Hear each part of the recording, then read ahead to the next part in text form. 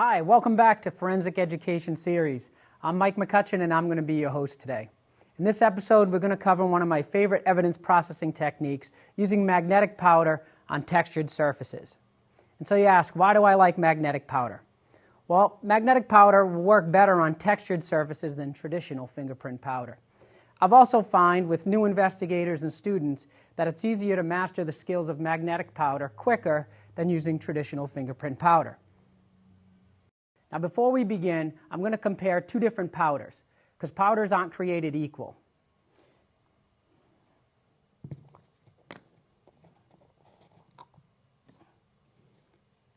If you look at the difference of these two powders, this powder here is much more coarse.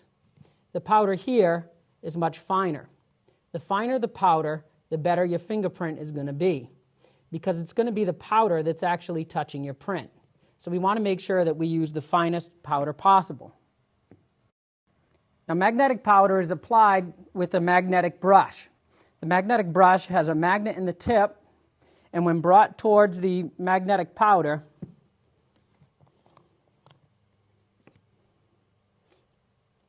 it's going to attract the powder onto the tip of the brush, and then you would brush it on your evidence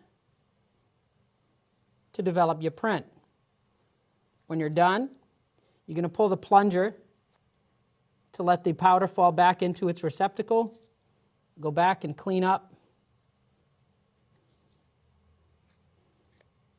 and there you have your print. Now the powder that we're going to use today is going to be a LinPV powder. And I have some textured items here that we're going to process. The problem with using textured items is when you lift those prints, if you use regular hinge lifters or flat tape, you're going to miss a lot of your rich detail. Now the items that I have here are textured products. So we have some vinyl siding, we have an orange, we have a piece of wood, and we also have a smooth object, a mug. Just like regular traditional fingerprint powders, magnetic powders come in different colors. So we're going to start with our vinyl siding. Put the applicator to the powder. And we're going to brush over our items. Now I'm going to do this more than once because I'm going to show you some different techniques to lift these once they're developed.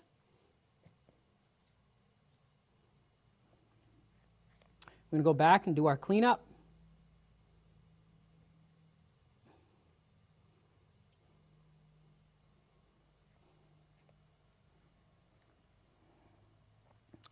So now we're going to try to develop a print on an orange. It's a textured surface. There's lots of grooves in it. We're going to try with our magnetic powder.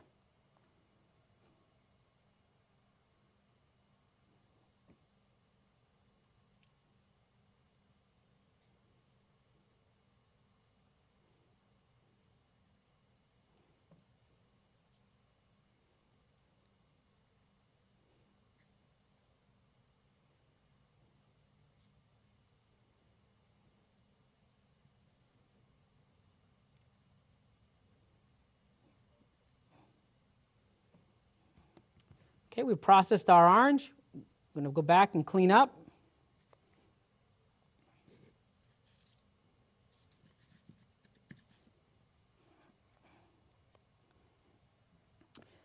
Now we also have the mug. The mug here is dark colored, so we're not going to want to use our black powder, so we're going to use a gray powder. Magnetic powder comes in all different colors. It comes in the fluorescent, so you would need your alternative light source to view it. But we're just going to use a gray powder to develop our prints on our dark mug. Lightly brush. Now we see that our print is developed.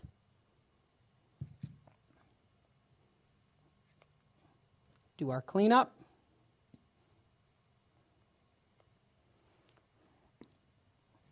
And we have our print. Now I've also found that you can use magnetic powder on plastic and rubber. So what we're going to do is we're going to try to develop a print on the inside of a glove. So we'll take our scissors, and we're going to cut our glove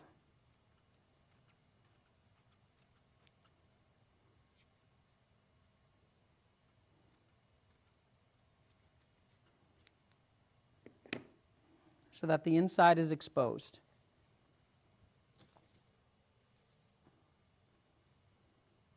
We're going to take our magnetic powder,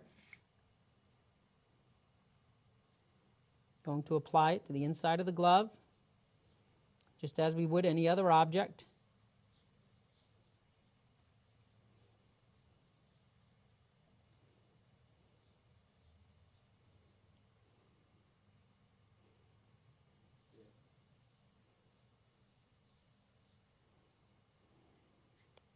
We'll go back and do our cleanup.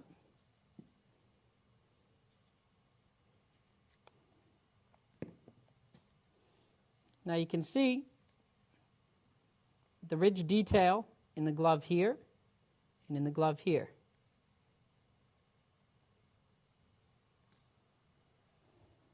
Now that we've developed our prints on different objects, we're going to use different techniques to lift them. Now if you use a flat regular tape to try to lift a print off a textured surface, you're going to miss a lot of that ridge detail. I'll show you what I mean.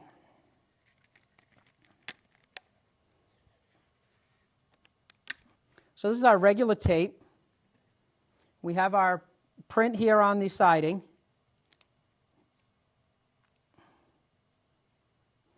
I'm going to lift it.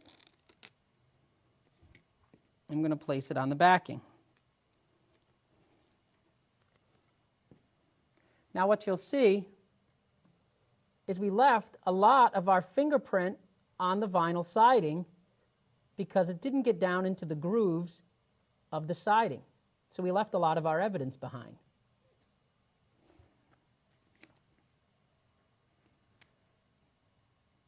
The solution to that is we're going to use a gel tape. This is diff lift tape. So instead of just laying on top of the fingerprint, we're going to be able to push this into the grooves of the tape. I'm going to cut our piece. Now it's important when we're putting our diff lift tape on that you only put pressure on the fingerprint, because once we push this onto our backing card, you want to make sure that there's enough adhesive still left on the tape to stick to your backing card. So we're going to push that into the grooves. We're going to stick that to our backing card.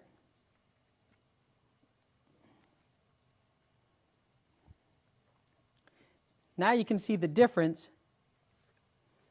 between the diff lift tape and how much detail we have compared to using a flat standard tape. Now another technique that you could use, either on the siding or on the orange, is we're going to use the Accutrans. Now Accutrans is normally used to get tool marks impressions off of a door or a window that's been pried open. But you can also use it for fingerprints. So we're going to put our tip on. And today I'm just using a white. So we're going to locate our fingerprint.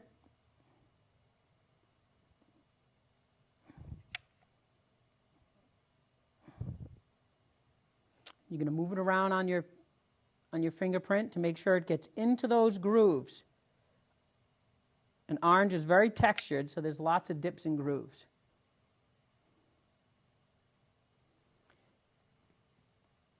You can also use it on the vinyl siding.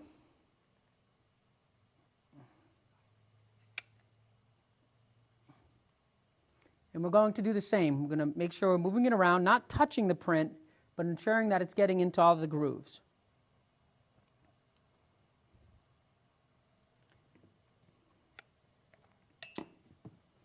Now the Accutrans is going to take about 2 to 4 minutes to dry.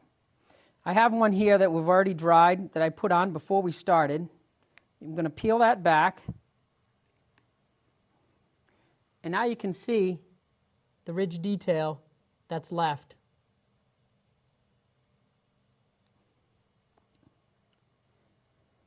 Now, as I've stated before, you can use your magnetic powder on smooth surfaces as well. We did our cup here with the lighter gray powder instead of the black. It's a smooth surface, so that you can use a regular standard tape or a hinge lifter.